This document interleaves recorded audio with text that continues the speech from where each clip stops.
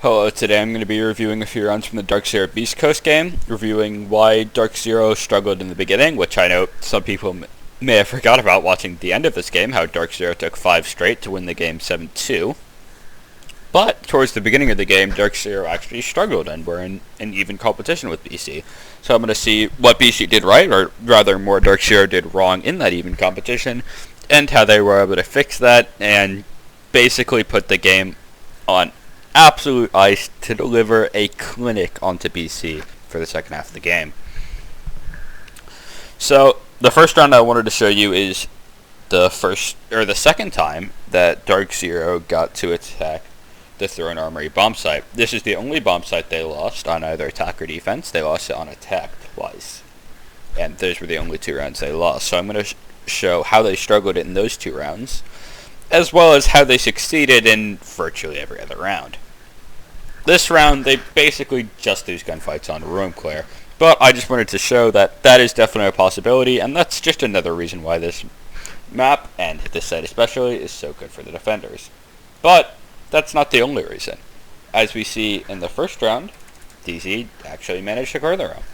They get in a 5v2 after clearing the whole room. I'm sorry, I can't show you how they cleared the room because the spectator didn't quite catch it, but they got 3 kills in a very short amount of time, and that's all that really matters for this account of the round.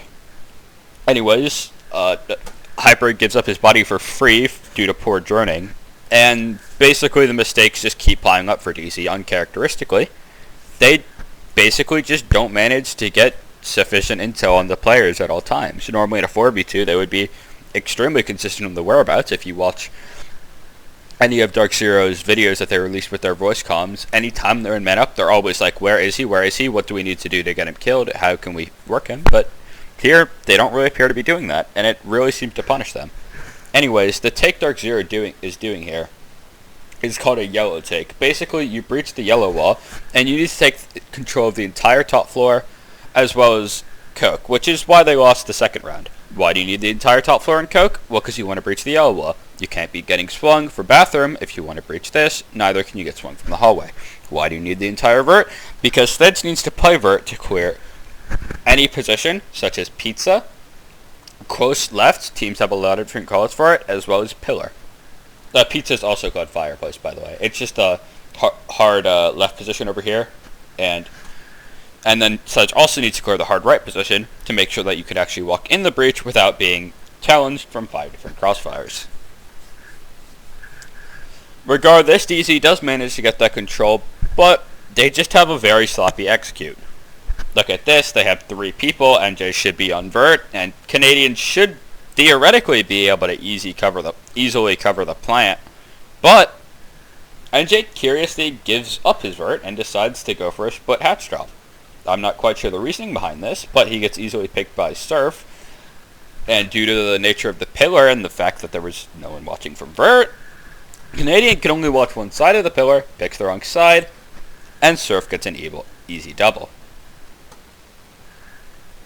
Well, not great for DZ, but they certainly pick it up in the rounds following those 2 rounds.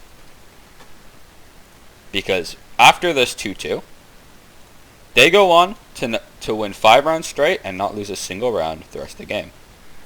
So I'm going to analyze how they did that, and how they put the rest of their attacking half on ice after having a pretty even attacking half up until that point.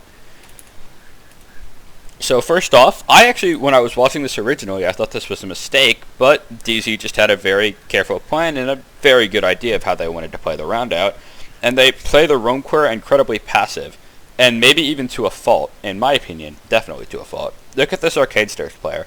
He shoots that drone, and he's about to shoot another Twitch drone in a second, and just the amount of drones in utility he can waste, another drone, and another Twitch drone, before he gets cleared, is kind of ridiculous from DZ's side, and in my opinion, a bit of a mistake, as he gets out of there for free with half the round and all of those drones.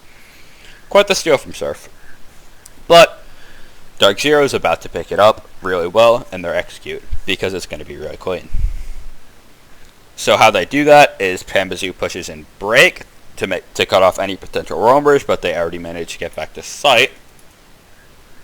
Anyways, leaving this initiation wall soft, in my opinion, is not what you want to do unless you want to make a rotate here, but even then you can probably just get in from waiting double. So I think this is maybe a mistake because it gives an Eclipse a nice angle on the site and an easy way in the site if they can rotate over. And as you see, we have Hyper and Canadian rotating over to the weak side so they can apply pressure on control. This can allow them to pinch the players in initiation from the soft wall from waiting as well as through control to make playing an initiation very difficult.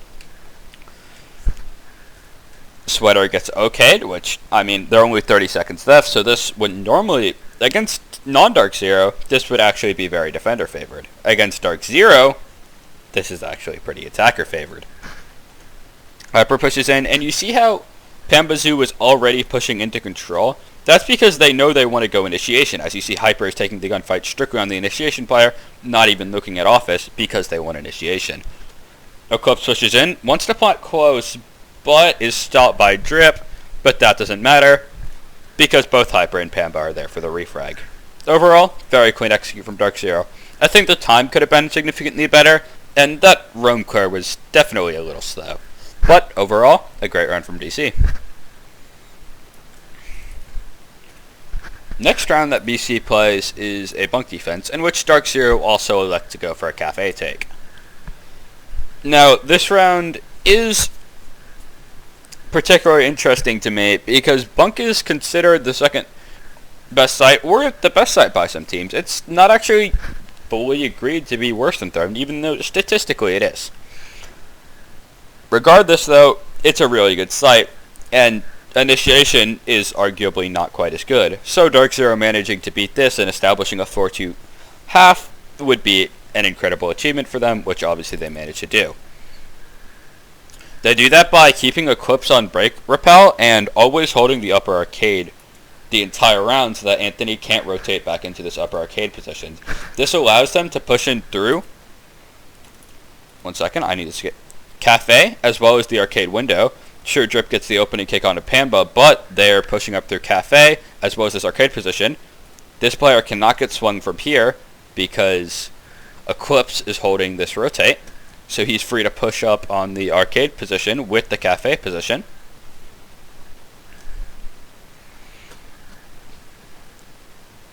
And Hyper just hits an insane shot.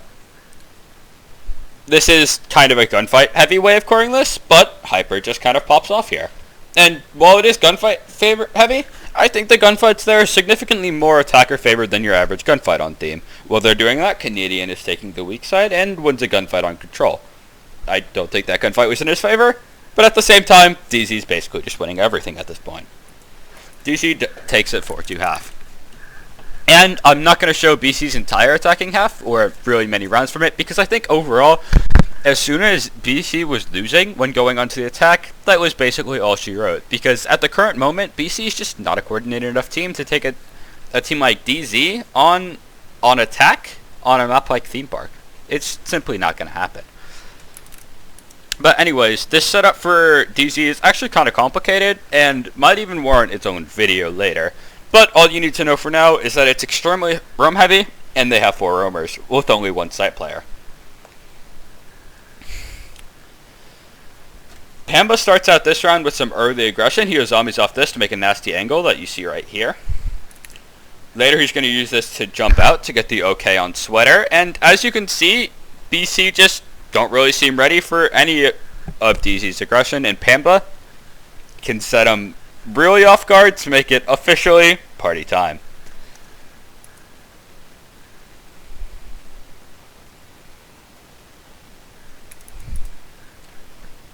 BC stole out for a bit, and Pamba is somehow able to kill Thermite. I'm not quite sure how they had no overview on this, particularly considering they decided not to core Dragon, so it would seem obvious you would have a cam there. But apparently BC decided to neglect that, and we're going to see this be an issue again in a second, as it's a 4v3, and Dark Zero still have 4 roamers around this area.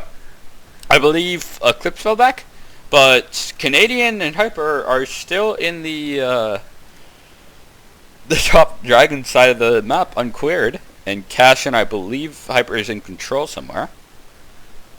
So Surf loses a gunfight out to Canadian. Once again, no drone. Hyper is indeed in control. and they can simply retake Dragon and deny any take from that area. Which is somewhat curious from DZ, not having drones on any of that. And these patterns are just kind of repeated throughout BC's entire attacks, making it seem clear that this was simply not going to be their game. And even if Dark Zero had lost that bunk attack, which I believe might not have gone their way, they didn't actually tactically outclass BC, in my opinion, completely. They just won a lot of gunfights. They probably still would have won on defense, just because BC completely failed to take on any of their setups, which is why the game was so one-sided, since as soon as Dark Zero switched from attack to defense, the game was absolutely over. Okay, thanks y'all for watching. I don't know which video I'm going to do next. I think I'll start a new series called Anatomy of the Clutch, where I review clutches, and I'm going to start with the Sonics, because they've had some amazing ones recently. Anyways, I'll see y'all next one.